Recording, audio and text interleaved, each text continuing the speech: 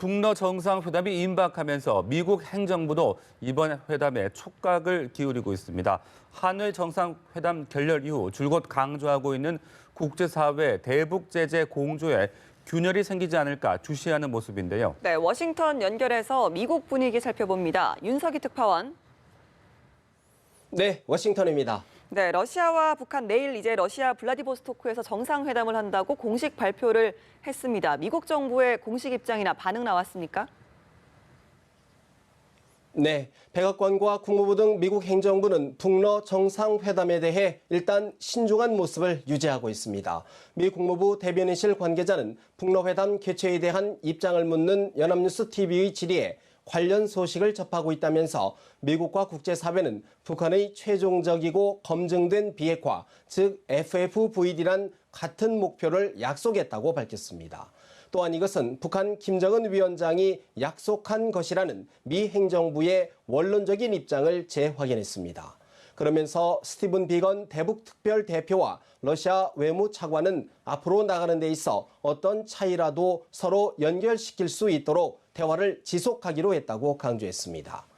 북러 정상회담에 대한 직접적인 언급은 삼가면서도 상황을 예의주시하고 있다는 점을 강조한 것으로 해석됩니다.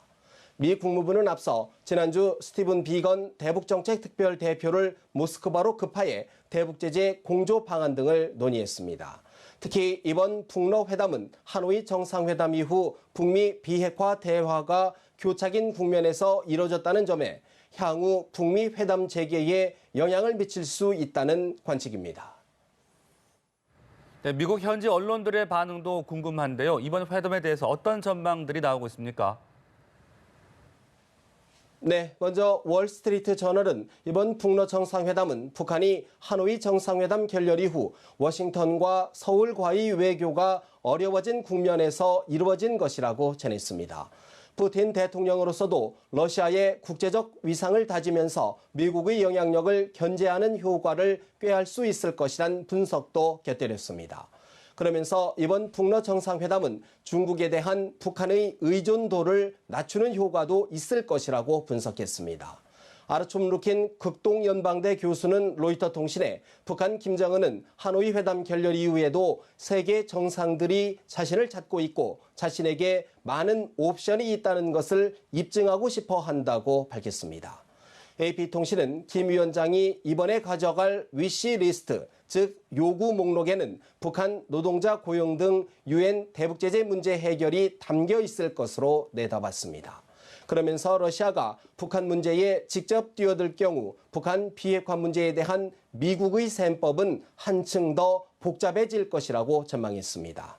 다만 푸틴 대통령이 북한의 요구에 얼마나 호응할지는 불확실하다고 덧붙였습니다.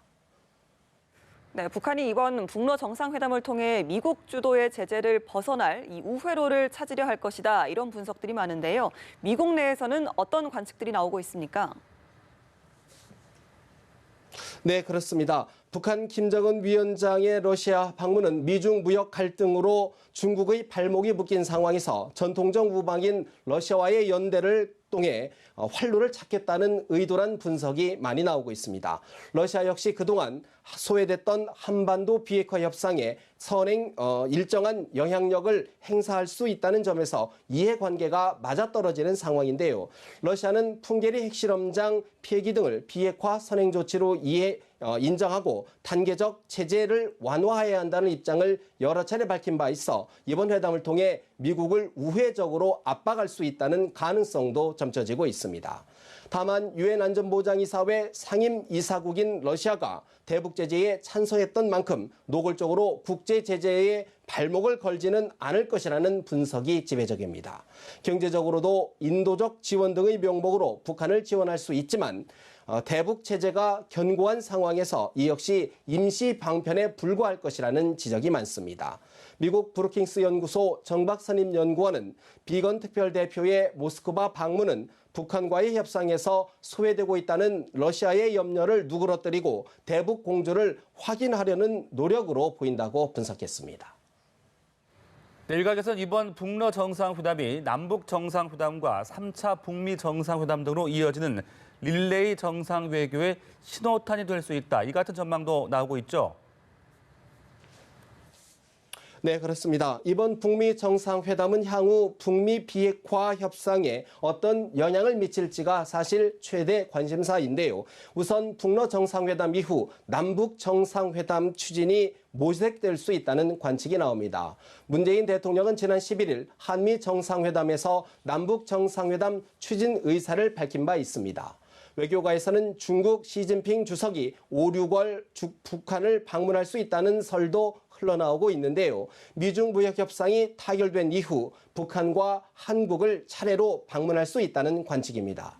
특히 오는 6월에는 일본 오사카에서 열리는 주요 20개국 G20 정상회의로 이어지면서 한반도 비핵화와 평화체제 조성을 위한 정상들의 논의의 장이 열릴 수 있다는 전망입니다. 특히 문재인 대통령이 지난 한미 정상회담에서 도널드 트럼프 대통령으로부터 전달받은 대북 메시지의 내용에 따라 남북 대화는 물론 교착 상태인 북미 비핵화 대화 재개의 중요 분수령이 될 수 있다는 전망입니다. 지금까지 워싱턴에서 전해드렸습니다.